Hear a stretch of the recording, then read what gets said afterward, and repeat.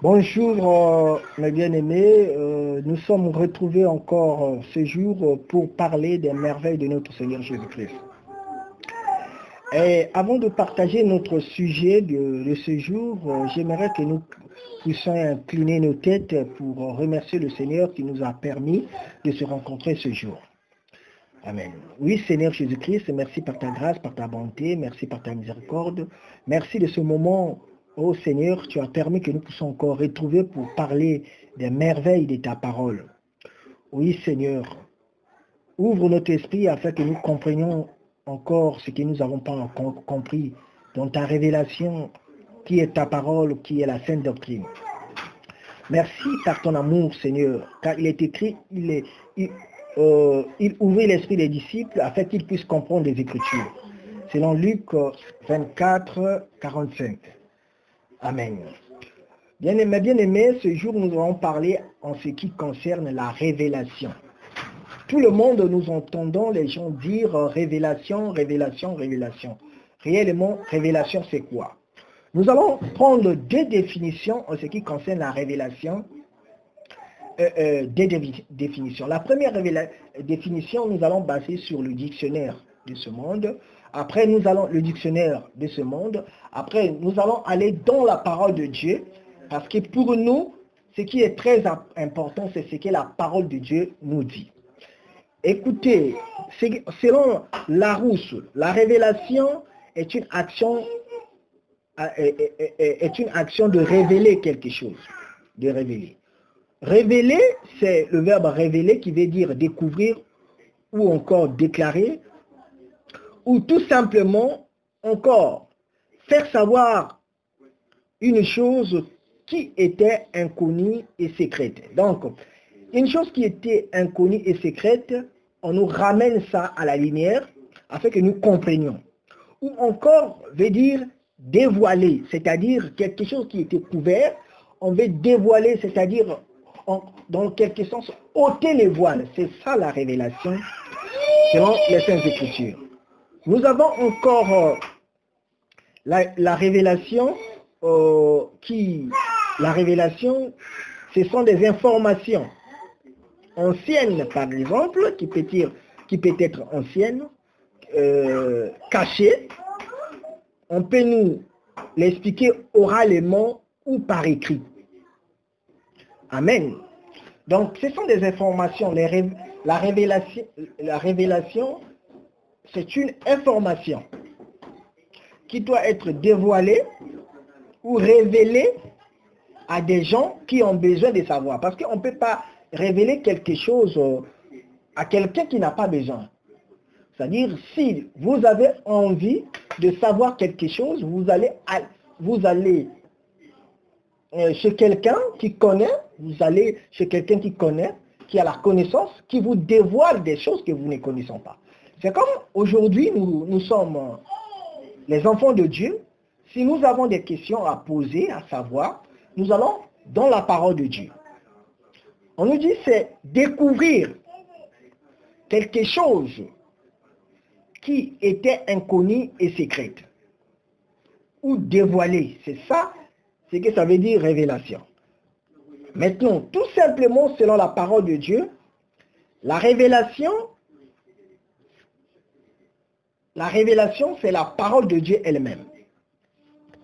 Bon, maintenant, il y a ceux qui disent que non, moi, il faut que le Seigneur me révèle, il faut que le Seigneur me parle. Bon, en prenant le livre de Psaume 119, le verset 130. Psaume 119, le verset 130 nous dit « La révélation de tes paroles, alléluia, la révélation de tes paroles est claire et elle donne de l'intelligence aux simples. » Donc la révélation de tes paroles est claire. C'est-à-dire, la révélation de tes paroles est claire. Qu'est-ce qui est clair? C'est la révélation. Les paroles de Dieu qui nous éclairent. Donc, la révélation est en quelque sorte ce que nous venons lire. Quelque chose qui était inconnu. Et secrète, qui est dévoilée. Qui est mise mise à la connaissance de la personne qui le cherche, ou qui avait des pensées, qui s'inquiétait, ou c'est un message qu'on a donné pour aller donner aux autres, révéler aux autres. C'est-à-dire, il y avait des zones d'ombre que les gens ne comprenaient pas. Ça peut être les informations anciennes comme des informations à venir. Pourquoi je dis ancienne, passée, ancienne qu'on ne connaît pas, à venir aussi qu'on ne connaît pas, qui doit être révélé, qui doit être dévoilé à ceux qui connaissent l'importance ou qui cherchent l'importance de ces choses.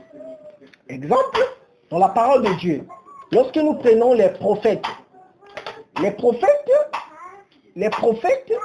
ont parlé des choses aujourd'hui qui sont cachées, selon ceux qui ne comprennent pas la parole de Dieu.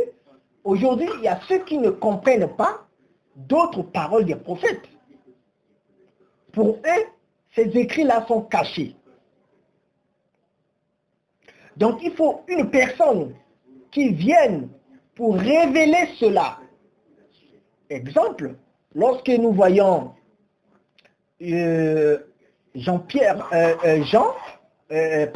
l'apôtre Pierre, le jour du Pentecôte, le jour de la Pentecôte, il s'est mis, acte 2, il s'est élevé avec les 11, il a commencé à prêcher, les gens ont commencé à dire, ces hommes-là sont ivres de vin, ces hommes-là sont ivres de vin.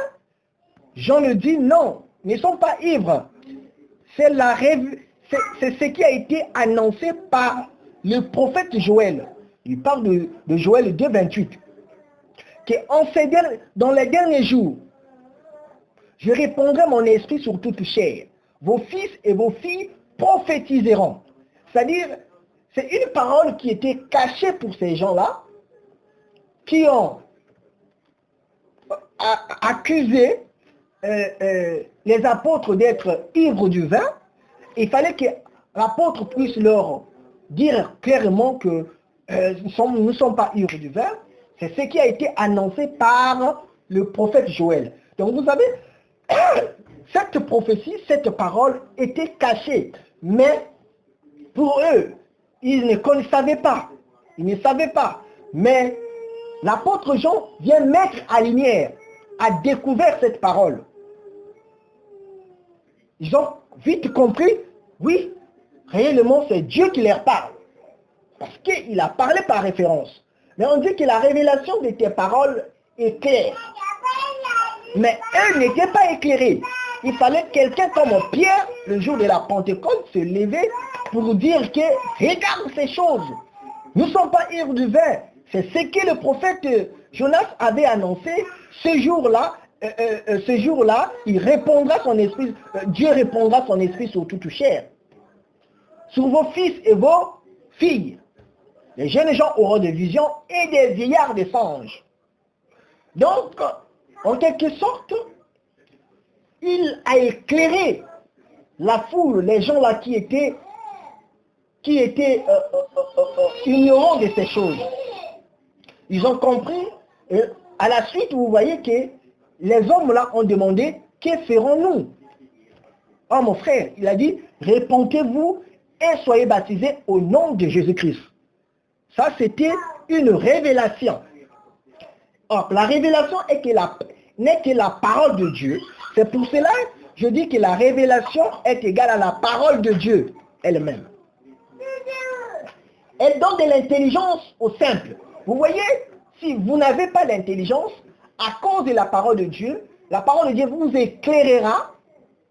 Dieu vous éclairera par son esprit, le Saint-Esprit. Vous compreniez, vous allez comprendre les Écritures. Et vous allez révéler cela, mettre là, à l'issue et au vu de tout le monde. Donc c'est un peu ça.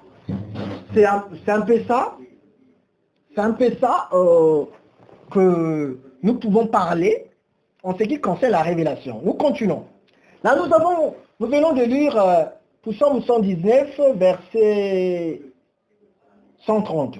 Nous allons lire Ésaïe 29 à partir du verset 11 au verset 12. Qu'est-ce qu'il dit? Toute la révélation est pour vous comme les mots d'un livre cacheté. Ici, là, on parle de toute la révélation. Toute la révélation est pour vous comme les mots d'un livre cacheté, que l'on donne à un homme qui sait lire en disant, lis donc cela, et qui répond, je ne le puis, car il est cacheté. Ou comme un livre que l'on donne à un homme qui ne sait pas lire, en disant, lis donc cela, et qui répond, je ne sais pas lire. Amen. Nous allons décortiquer cette parole. On dit, toute la révélation est comme, et toute la révélation est pour vous comme les mots d'un livre cacheté. Vous savez, les écrits des prophètes et des apôtres sont maintenant écrits. Avant, c'était par des parchemins et autres. Aujourd'hui, tout ce que les prophètes ont dit, les apôtres ont dit, tout cela est consigné maintenant dans un livre que nous appelons la Bible. Mais maintenant, dans les assemblées, nous remarquons dans les assemblées, il y a beaucoup de gens, lorsqu'on leur dit ce que nous faisons aujourd'hui, normalement, ça ne devrait pas se faire tel qu'il se fait. La personne vous dit, non, moi je ne peux pas accepter ça, que le Seigneur lui-même me révèle, me parle.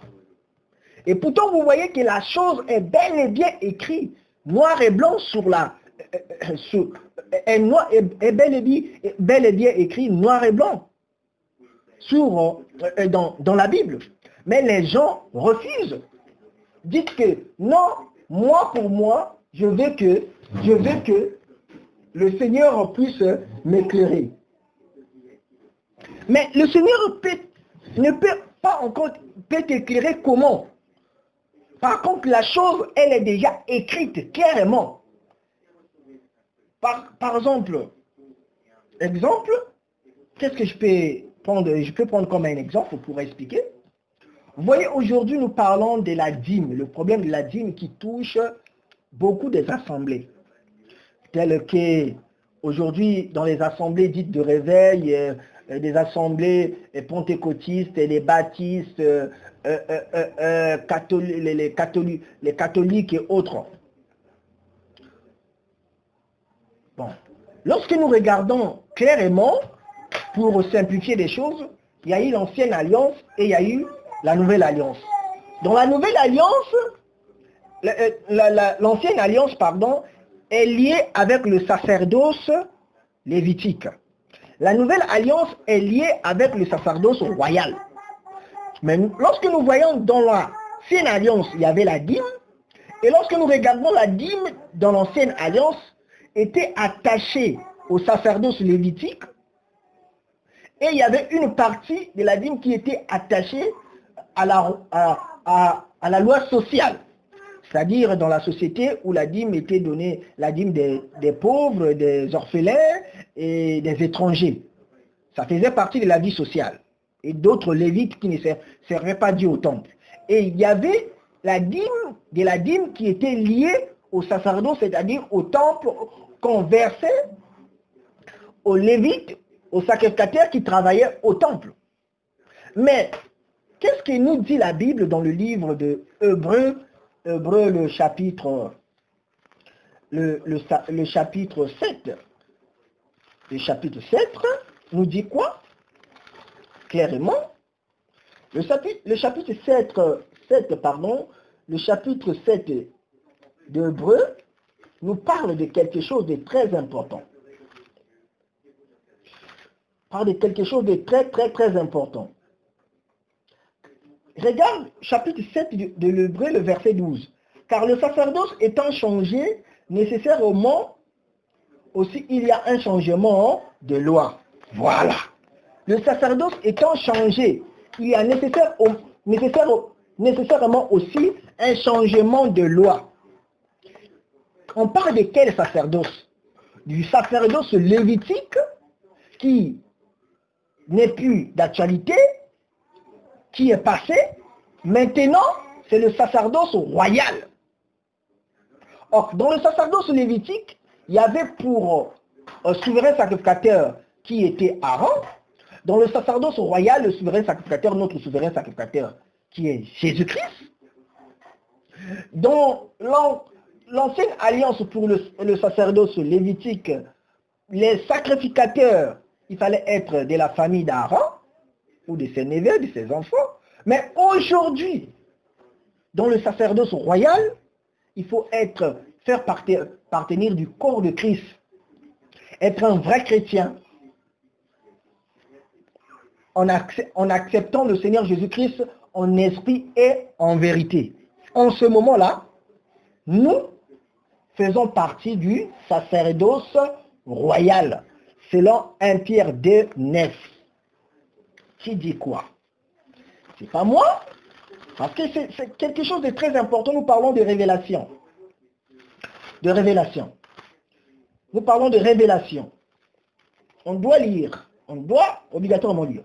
Vous, au contraire, vous êtes une race élue, un sacerdoce royal, une nation sainte, un peuple acquis, afin que vous annonciez les vertus de celui qui vous a appelé des ténèbres à son admirable lumière. Nous sommes un sacerdoce royal, une nation sainte, un peuple acquis. Vous voyez? Mais maintenant, aujourd'hui dans le sacerdoce royal, la dîme n'a pas de place. La dîme n'est plus d'actualité. Si aujourd'hui quelqu'un me pose la question, est-ce que la dîme est biblique? Je dirais oui, mais elle n'est pas d'actualité. Aujourd'hui, ce qui reste, ce sont des offrandes. Pourquoi nous sommes dans le sacerdoce maintenant? Nous tous, enfants de chrétiens, enfants de Dieu, pardon, des chrétiens qui viennent d'arriver premièrement. Vous venez arriver premièrement. Vous avez accepté le Seigneur Jésus-Christ comme Seigneur et Sauveur. Automatiquement, vous rentrez dans le sacerdoce royal. Et c'est pour cela, Apocalypse combien? Apocalypse 1. Le livre d'Apocalypse. Apocalypse 1. Le verset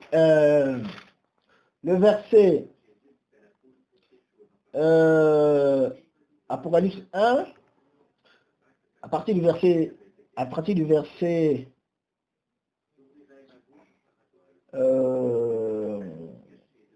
lisons à partir du verset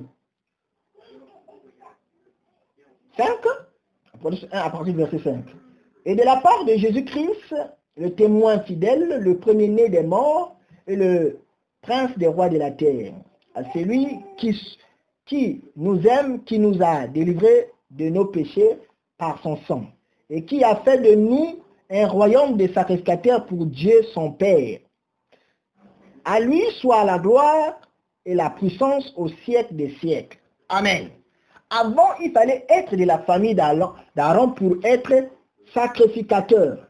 Mais aujourd'hui, dans le sacerdoce royal, Jésus-Christ a fait de nous un royaume de sacrificateurs. Donc, nous tous, nous travaillons maintenant, nous sommes à l'œuvre. On doit témoigner de Jésus-Christ. On doit témoigner de Jésus-Christ à nos parents, à nos proches, à tous ceux qui nous entourent. Bref. Mais lorsqu'on parle maintenant, dans le sacerdoce royal, la dîme n'est plus d'actualité. Les gens disent que non, moi ceci, moi cela, il faut que Dieu me révèle pour que je puisse croire. C'est que vous n'avez pas Dieu. Si vous allez peut-être rentrer en prière pour demander à Dieu que, Seigneur, est-ce que la dîme est d'actualité et je vais payer la dîme ou pas? Ça ne sera pas Dieu qui va vous parler, c'est le diable. Parce que la révélation, qui est la parole de Dieu, qui est claire, parle clairement, annonce clairement en ce qui concerne la dîme. Mais, vous allez dire, il faut que Dieu me révèle. Mais Dieu doit te révéler où? Parce que sa parole est là pour nous révéler maintenant. Pour nous qui sommes arrivés au temps de la fin. cela a été écrit pour nous qui sommes arrivés au temps de la fin. Il y a des choses qui ont été écrites. Tout ce qui a été écrit de Genèse à l'Apocalypse, c'est pour nous qui sommes arrivés au temps de la fin. Sachons bien que l'Ancien Testament est révélé dans le Nouveau Testament. Le Nouveau Testament était caché dans l'Ancien Testament. Mais maintenant qu'est-ce qu'il faut dire? Est-ce que, comme la dîme n'est plus d'actualité, est-ce qu'on va plus donner aux frères, bénir les frères et sœurs ou donner pour l'œuvre de Dieu? Non, on va donner. Mais maintenant, pour donner, on va donner avec libéralité. Comme veut avec joie, avec dévouement, avec amour. Parce que nous sommes rachetés maintenant à 100%. Comme parle le livre de Corinthiens 9, à partir du verset 7. Que celui qui sème peu, moissonne peu, celui qui sème abondamment, moissonnera abondamment. C'est-à-dire, c'est ça maintenant, ce qui doit être appliqué. Nous parlons de la révélation. Donc la révélation, ici, là, maintenant, c'est quoi? C'est la parole de Dieu. C'est cette révélation maintenant qui est pour nous, que nous allons suivre à la lettre. Il n'y a plus de révélations, d'autres révélations parallèles, que les gens sont en train de fonder des doctrines, des démons, de mettre des fardeaux sur les autres.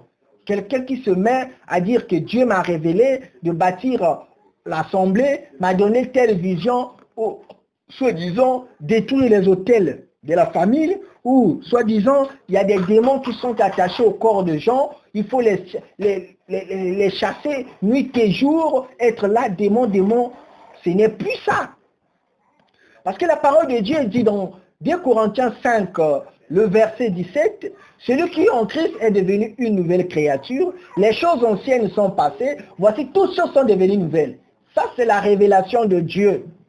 Lorsqu'on connaît, on s'accroche on connaît cette parole, on s'accroche à la parole de Dieu.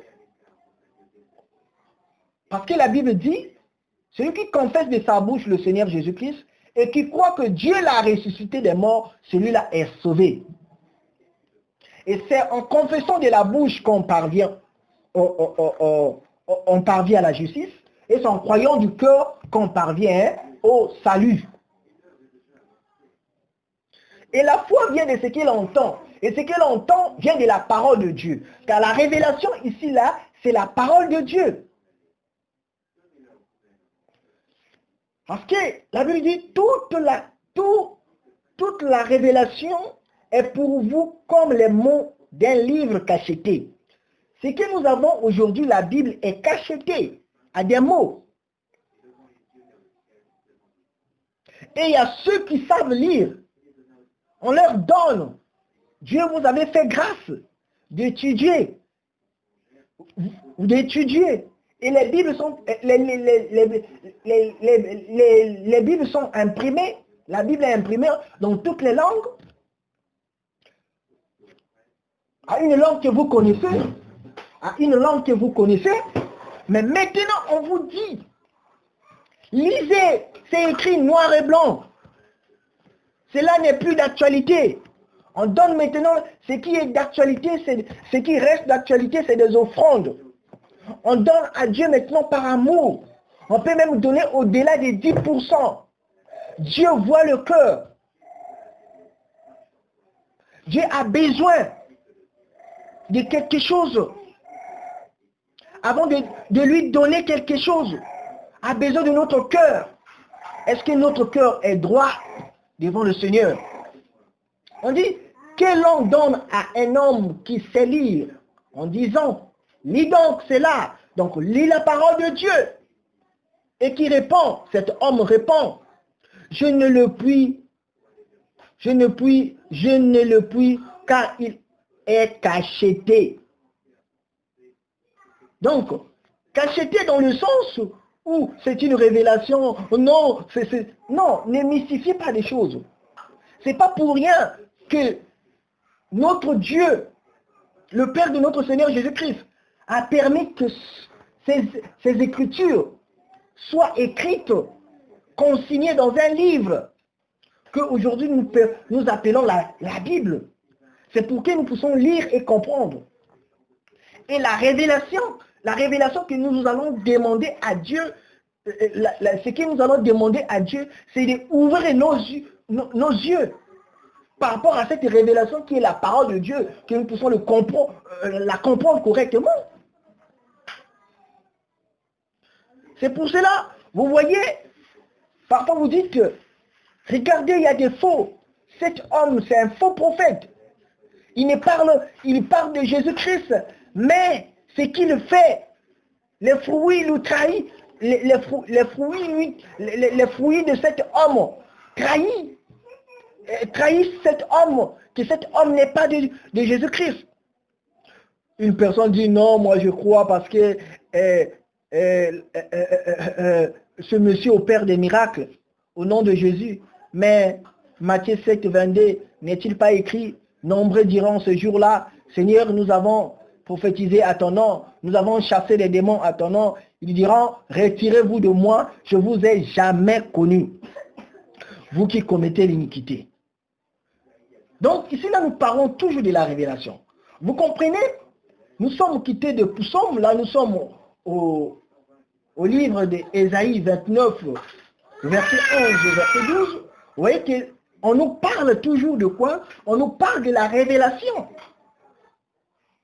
Ici là on nous parle de la révélation qui est cachetée comme un livre. Donc le livre que nous avons, la Bible, c'est une révélation de Dieu. Et on dit, il faut lire la Bible. C'est là où Paul disait que la parole de Dieu habite parmi vous abondamment. Pourquoi abondamment? Afin que nous puissions échapper au loup cruel. À ceux-là qui entraînent les gens dans la ruine et la perdition. Aux ravisseurs, à ceux qui ravissent la course des autres. Nous allons encore lire dans le livre de Proverbes, on a parlé de livre aussi des Proverbes, dans le Proverbe 29, 18, Proverbe 29, 18, Proverbe 29, 18, dit quoi? Quand il n'y a pas de révélation, le peuple est sans frein. Heureux s'il observe la loi. Quand il n'y a plus de révélation, le peuple est sans frein. Vous savez, à l'époque, dans l'Ancienne Alliance, Dieu a suscité Moïse, a donné la loi à Moïse, au peuple, à travers Moïse. Et lorsque ceux-là qui détenaient la loi, c'était les sacrificateurs, lorsque les sacrificateurs étaient corrompus, maintenant, qu'est-ce que faisait Dieu? Dieu suscitait des prophètes. Avec sa parole, révélation, pour leur rappeler ce qui a été écrit par Moïse à l'Exode, en Deutéronome, en Lévitique, pour leur ramener dans la voie de Dieu. C'est pour cela la révélation, ici là, n'est que la parole de Dieu. Parce que la parole de Dieu est lui-même Christ. Que le livre d'Apocalypse dit, Apocalypse 19, sous sa cuisse est écrit un nom que personne ne peut lire, si ce n'est que lui-même, le Seigneur des Seigneurs, le Roi de Rois. Et lorsque nous voyons Jean, dans le livre de Jean 1, au commencement était la parole, et la parole était avec Dieu, et la parole était Dieu. Source de toute inspiration. Donc la révélation n'est que la parole de Dieu. La révélation n'est que la parole de Dieu. La révélation n'est que la parole de Dieu. Donc, si la parole n'est plus, nous marchons sans frein, sans faire attention, sans savoir qu'il y a un danger quelque part. Et c'est tellement grave. Donc, on doit se conformer à sa parole. On doit croire à la parole de Dieu. Ce que les Écritures disent, nous faisons. Ce que les Écritures ne disent pas, on ne doit pas faire. Ne mentionne nulle part. Il y a encore un problème. Si nous voyons encore dans les assemblées, on regarde qu'on parle de la bénédiction nuptiale. Un jour, nous étions en train de parler avec un frère et je lui dis, on parle souvent aux autres parfois, de la bénédiction nuptiale n'est pas biblique. C'est-à-dire, ce n'est pas biblique. Notre Seigneur n'a pas parlé de la bénédiction nuptiale. Aucun verset biblique ne parle de la bénédiction nuptiale. Mais d'où vient la bénédiction nuptiale? Par contre, la bénédiction nuptiale vient du concile de Nicée en 425, au concile de Nicée. Et la bénédiction nuptiale fait partie des 7 sacrements de l'Église catholique. Au moins que vous dites que vous êtes catholique, hein, parce que c'est une religion. Or, que moi, ce que je sais, le véritable christianisme n'est pas une religion. Le véritable christianisme est la relation entre Dieu et des hommes. Et Jésus-Christ est au centre. Comme dit 1 Timothée 2, verset 5. Il n'y a qu'un seul médiateur entre Dieu et des hommes, Jésus-Christ homme. Donc, au centre, c'est Christ. Christ est la voie, Jésus-Christ, le Seigneur Jésus-Christ, est la voie qui nous amène à Dieu. Lui-même l'a dit. Dans Jean 14, verset 6. Je suis le chemin, la vérité et la vie. Personne ne peut aller au Père que par moi. Or, dans la religion, nous voyons qu'il y a un prophète. Vous ne pouvez pas aller à Dieu sans passer par cet homme. Donc, c'est cet homme, soi-disant, qui prend la parole chez Dieu, qui communique au peuple. Ça, dans le corps du Christ, ça n'existe pas. Dans le corps du Christ, nous avons un seul médiateur, qui est Christ, qui est la voie qui nous amène à Dieu. Il n'y a pas une autre voie. Il n'y a pas une autre voie, pardon. Le chemin qui amène à Dieu, c'est Christ. Et c'est ça la révélation. Et en disant, mon frère, la bénédiction nuptiale n'est pas biblique. Ce que nous faisons dans les assemblées, c'est rien. Ça n'a rien à voir avec la Bible. Il s'agit d'abandonner cela. Le frère me dit, pourquoi tout le monde fait comme ça? Vous voulez faire, vous voulez s'opposer aux autres. Vous ne voyez pas que vous êtes en contradiction avec les autres, vous allez créer des problèmes. J'ai dit, moi je veux faire ce que la Bible me dit. Ce que la Bible ne mentionne pas, je ne fais pas. Car la Bible me dit clairement, n'allez pas au-delà de ce qui est écrit. Donc ma foi est basée en Christ. Donc nous comprenons par là. D'autres, lorsque nous parlons, nous discutons, disent que non, nous faisons des choses, il faut que Dieu me parle, que je sois convaincu. Mais Dieu va te parler. Comment encore? Tu veux que Dieu te parle comment? Dieu a tout consigné dans le livre que nous appelons la Bible. Tout est cacheté. Et toi, frère, tu as étudié, ma soeur, tu as étudié, soi-disant que tu as des diplômes, plus que moi-même. Mais tu ne vois pas. Et tu parles, donc ces écritures sont cachetées, sont fermées pour toi, mais ne sont pas fermées. Pourquoi? Pourquoi je dis que ce ne sont pas fermés? C'est ton cœur qui est fermé. C'est nos cœurs qui sommes fermés. Nous fermons notre cœur au Seigneur. Nous ne voulons pas que le Seigneur puisse nous parler. Nous ne voulons pas que le Seigneur puisse nous faire comprendre la réalité des Saintes Écritures. Nous révèle sa parole. Parce que la Bible déclare dans le livre de Luc 24, 45, il ouvrit l'esprit des disciples afin qu'ils puissent comprendre les Écritures. Mais pour que ton esprit soit ouvert, pour que tu puisses comprendre, il faut que tu puisses désirer la connaissance des Saintes Écritures. Si tu ne désires pas la parole, Dieu ne peut pas ouvrir tes pensées afin que tu comprennes. Est-ce que tu aimes Dieu réellement?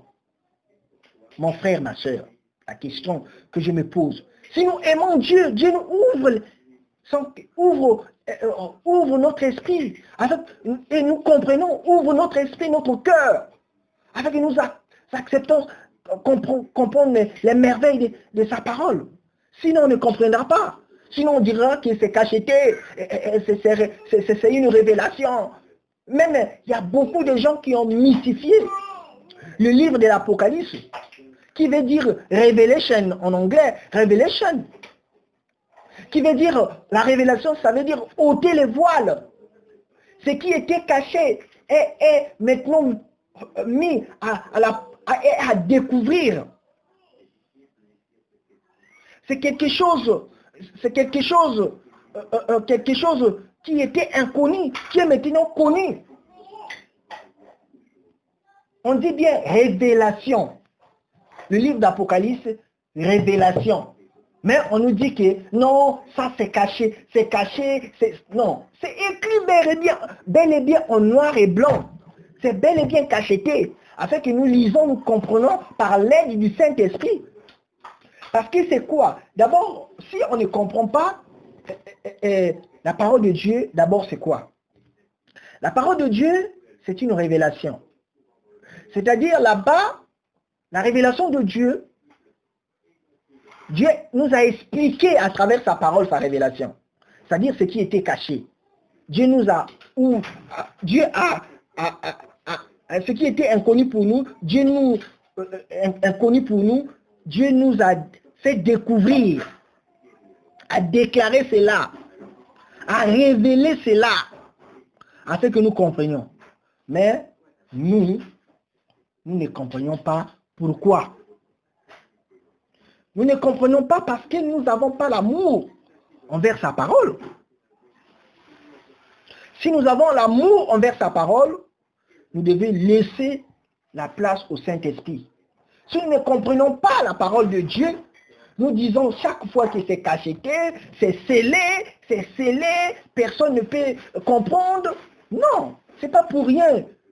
Le Seigneur Jésus-Christ nous a laissé son Saint-Esprit, comme Romains 8, 9 le dit, que celui qui n'a pas l'Esprit de Christ ne lui appartient pas.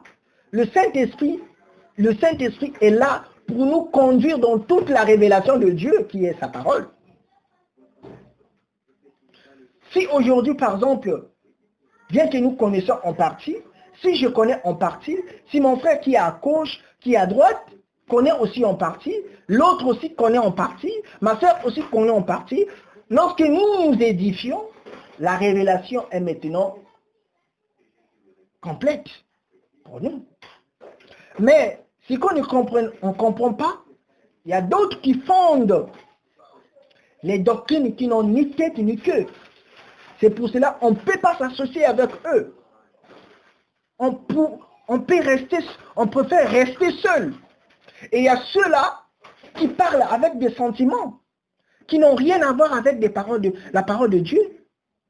Lorsqu'on leur parle clairement, soi-disant, on vous traite d'impoli, on se fait des intimidations, parce que, soi-disant, on ne veut pas, peut-être, il y a ceux qui attendent que les gens puissent leur imposer les mains.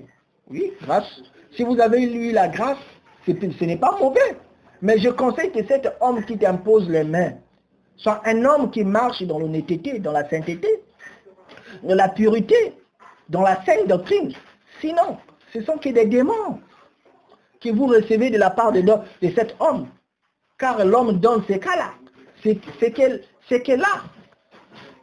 C'est pour cela, bien aimé, la parole de Dieu est pour nous un appui. La révélation n'est que la parole de Dieu. C'est comme si je viens ici là pour vous dire que, vous voyez, les enfants d'Israël, lorsqu'ils quittaient d'un endroit à l'autre dans le désert, ils vivaient à un rocher spirituel. Et ce rocher était Christ.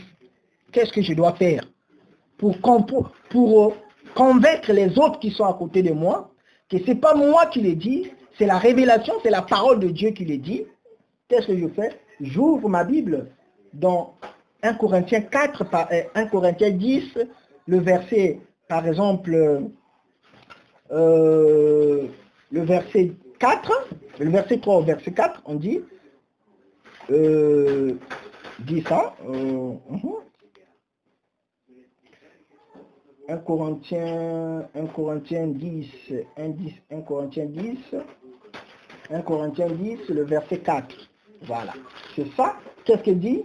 Et qu'ils ont tous bu le même breuvage spirituel, car ils buvaient à un rocher spirituel qui les suivait. Et ce rocher était Christ. Alors, vous comprenez ce que je viens de dire? Que les enfants d'Israël buvaient, partout où ils allaient, il y avait un rocher. Ils buvaient à un rocher qui était Christ. Le rocher là qui sortait de l'eau au désert, c'était Christ. Je n'ai pas fondé cela, je n'ai pas pris cela dans ma propre connaissance, mais c'est dans les saintes écritures de Dieu. C'est ça ce que nous cherchons. C'est ça ce que nous parlons. On ne veut pas se carter de gauche comme à droite. Mais qu'est-ce que dit la Bible? Nous employons un langage spirituel pour des choses spirituelles. Mais le langage est employé spirituellement dans la connaissance de Dieu. Le langage est employé spirituellement dans la connaissance de Dieu. Donc celui qui a la connaissance de Dieu, celui qui a le Saint-Esprit, celui qui a la parole de Dieu en lui, si la parole habite abondamment dans la personne, ne peut pas contredire les Écritures. Parce qu'il connaît le langage de Dieu. C'est là où Paul parle aux Corinthiens que nous employons un langage spirituel pour des choses spirituelles. Parce que lorsque nous parlons de l'évangile, du royaume de Dieu, ce sont des choses spirituelles que l'œil n'a pas encore vues, que la chair n'a pas encore palpé. Mais ces choses-là sont à venir, c'est un royaume à venir. Que nous allons aller à la rencontre de notre Seigneur dans les heures pour participer au festin de l'agneau et descendre avec lui pour habiter le royaume de 1000 ans. Après 1000 ans, viendra la fin du monde. Après la fin du monde, c'est l'éternité. Mais les choses que je dis, ça ne vient pas de moi. Ça vient de la révélation de Dieu, qui n'est que la parole de Dieu. Donc, vous voyez, donc, c'est un langage quoi? Ce n'est pas un langage charnel. Lorsque je dis charnel, ce n'est pour dire que ce n'est pas le langage des hommes. C'est un langage spirituel. Spirituel, donc pour comprendre cela, il faut aussi être spirituel. Où la Bible nous dit qu'il nous a révélé par son esprit. Dans le livre de 1 Corinthiens 2, verset 10, Dieu nous les a révélés par son esprit. Voilà, révéler, c'est-à-dire révéler, c'est la révélation. Dieu nous parle. Dieu a parlé aux apôtres par son esprit. Ils ont consigné ces choses dans un livre. Aujourd'hui, ces choses sont consignées dans un livre. Avant, c'était dans les parachemins. Mais aujourd'hui, ces choses sont consignées dans un livre, afin que nous lisons, que nous ayons cette connaissance, comme Paul le dit, que celui qui lit puisse représenter là où il est, la connaissance que j'ai de ce mystère. C'est pour cela la connaissance de ce mystère est dans la parole de Dieu.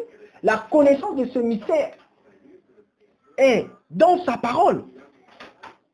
Que nous ne devons pas se garer de gauche ni à droite. On continue. Dieu nous les a révélés par son esprit, car l'esprit sonde tout, même les profondeurs de Dieu.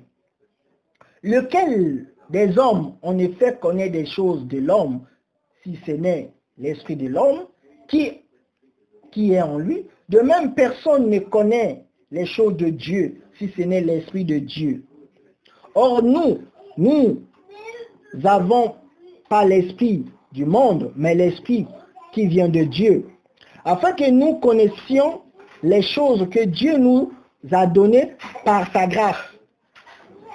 Dieu nous a donné à travers les apôtres de l'Ancien Testament, du Nouveau Testament, et des prophètes de l'Ancien Testament et des apôtres de Christ. Les apôtres de Christ ont épuisé dans l'Ancienne Alliance, nous ont révélé cela.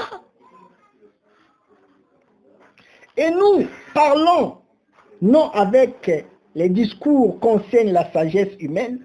Donc ce que nous enseignons, ce que nous parlons, ce que j'utilise en ce moment, ce n'est pas les discours concernant la sagesse humaine, mais avec ce qu'enseigne l'esprit, employant un langage spirituel pour des choses spirituelles. C'est ça. 1 Corinthiens 2, le verset 13. Nous employons un langage spirituel. Mais maintenant, pour comprendre, il faut, comme c'est un langage spirituel, il faut avoir l'esprit du Seigneur, parce que c'est lui qui nous révèle. C'est lui qui convainc des cœurs. Car il est écrit, ceux qui sont de Dieu écoutent les paroles de Dieu. Ceux qui ne sont pas n'écoutent pas. Si l'esprit de Christ est en nous réellement, nous écouterons, nous obéirons à la voix de Dieu. C'est ça. On n'aura plus besoin de dire que oui, il faut que le Seigneur me parle ou me révèle pour que je puisse croire. Il va te révéler quoi? Tout est déjà consigné. Tout est déjà écrit. Le livre d'Apocalypse dit que personne ne peut ajouter ni retrancher. Donc on ne peut pas aller hors contexte, hors la parole de Dieu pour créer d'autres mouvements. Nous devons demeurer dans la saine doctrine pour annoncer des choses de Dieu, pour ramener à la raison ceux qui veulent égarer ou ceux qui se sont déjà apostasiés, les ramener si c'est possible. Car un homme spirituel, c'est celui-là qui connaît les choses spirituelles et les choses charnelles, humaines. Car écoutez-moi, je vais lire un verset encore dans 1 Corinthiens 2, le verset 15 qui dit « L'homme spirituel au contraire juge de tout, et il n'est lui-même jugé par personne. » Donc, il n'est lui-même jugé parce qu'il détient quoi? Il détient la pensée de Dieu. Et c'est quelqu'un qui doit aussi être humble.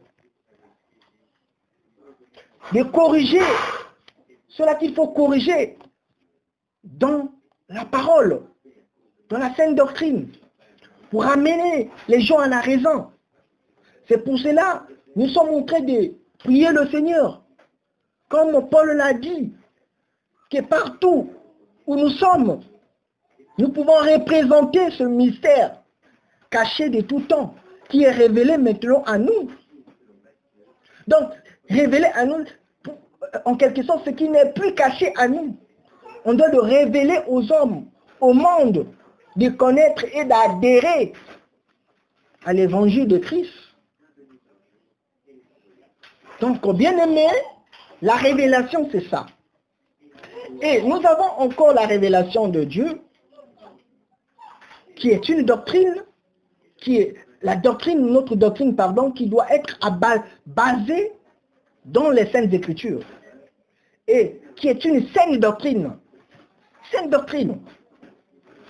Lorsque nous prenons le livre de 1 Corinthiens 14, à partir du verset 6,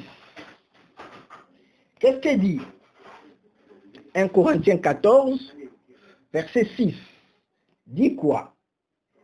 Et maintenant, frères, de quelle utilité vous serais-je si je venais à vous parlant en langue, et si je ne vous parle pas par révélation ou par connaissance?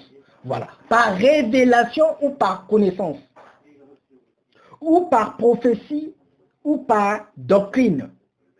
Donc, Lorsque nous parlons par révélation, donc on doit vous parler par révélation ou par connaissance. C'est-à-dire la révélation et la connaissance sont étroitement liées. Parce que la révélation n'est que la parole de Dieu. Et la connaissance de cette parole,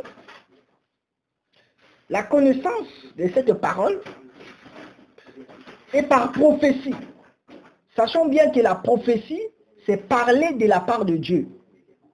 Et lorsqu'on témoigne Jésus-Christ, sachez bien, lorsqu'on témoigne Jésus-Christ, on prophétise. C'est ça aussi prophétiser.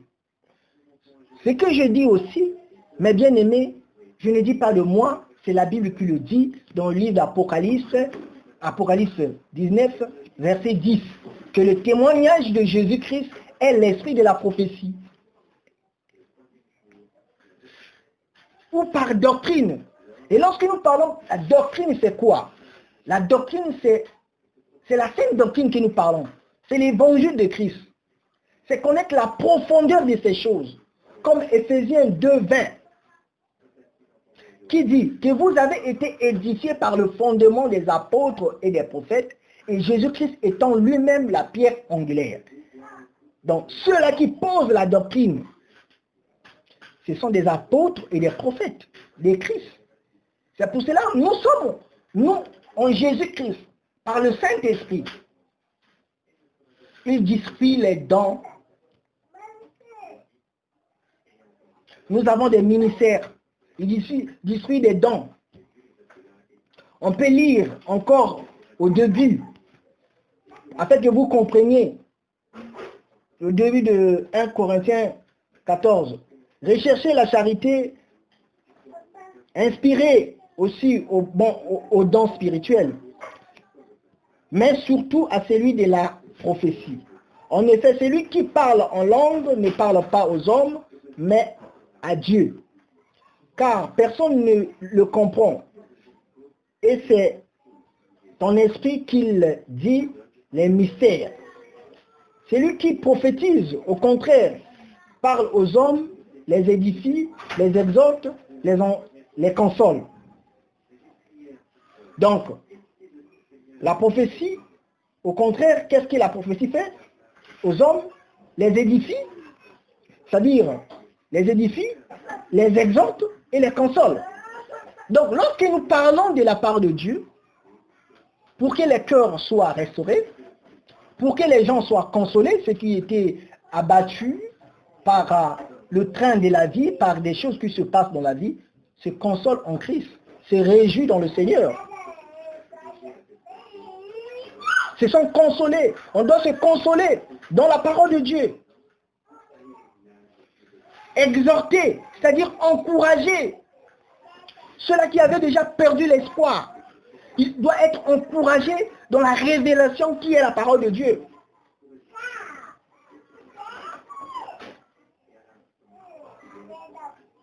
Donc l'église doit être édifiée. Ici, là, on nous dit, celui qui parle en langue édifie lui-même. Mais celui qui prophétise édifie l'église. Donc nous, l'église, c'est quoi? L'église, ce sont des pierres vivantes. Que nous sommes un pierre de sainte. Et vous-même comme des pierres vivantes, édifiez-vous pour former une maison spirituelle. Donc l'édification, nous construisons spirituellement et physiquement. Donc on doit construire notre vie dans le Seigneur. Je désire que vous parliez tous en langue, mais encore, puisque vous prophétisiez, celui qui prophétise est plus grand que celui qui parle en langue, à moins que ce dernier n'interprète que pour l'Église, on reçoive l'édification. Vous voyez? Donc, la parole de Dieu, la connaissance, nous avons besoin, pourquoi? Pour recevoir l'édification. En fait, que nous tous, nous soyons, on doit se perfectionner. Nous soyons perfectionnés par la parole. C'est ça.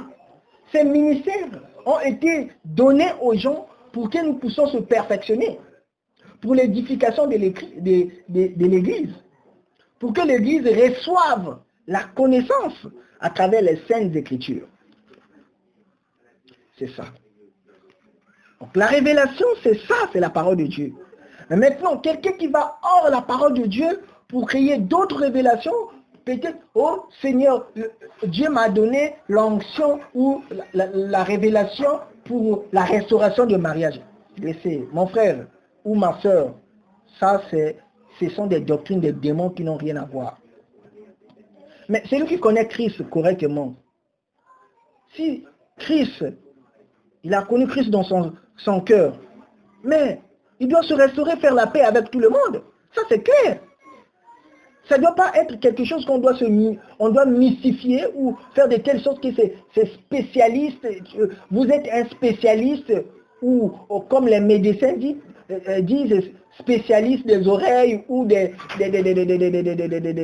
genoux ou des yeux ou de quoi là, on ne sait pas, des os ou on ne sait pas. Dans le Seigneur, c'est pas ça. Ce que tu dis là, tu as été, Dieu t'a donné la révélation. La révélation pour restaurer les mariages. Dans quel verset?